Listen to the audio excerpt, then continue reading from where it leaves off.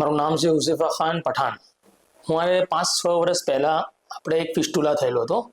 તો ફિસ્ટુલા પછી આપણે એ નોર્મલ સુકાતો ગયો.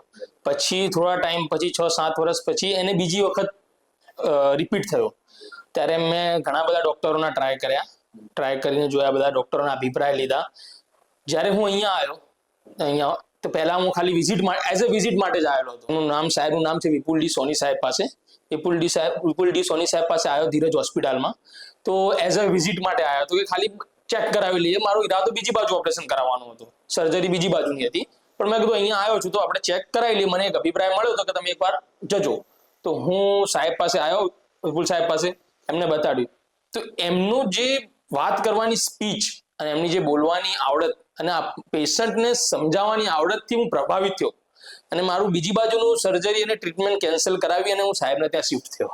અને એકદમ કહેવાય ને કે એમની બહુ સાફ સુથરી પદ્ધતિથી અને એમને એકદમ વ્યવસ્થિત, આમ એક એક્સિલન્ટ ડોક્ટર હોય ને એવું રિઝલ્ટ એમને મને આપ્યું છે.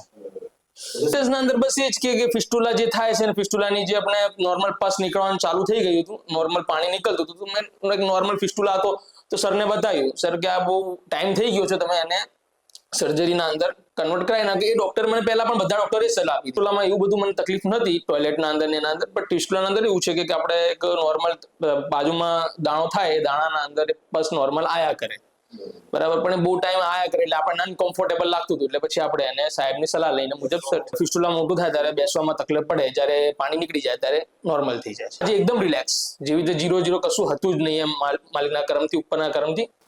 હું પોતે તમને સજેસ્ટ કરું છું કે મળમાર્ગનો કોઈ પણ રોગ હોય તો મને મારો અનુભવ તો બેસ્ટ રહ્યો જ છે, એ તો ફાઇનલ છે. પણ તમે પણ વિપુલ ડી સોની સાહેબના ત્યાં તમે આવો અને તમે પોતે ચેક કરો. અને સાહેબનું કામકાજ બધું બેસ્ટ છે. મને અનુભવ સારો છે.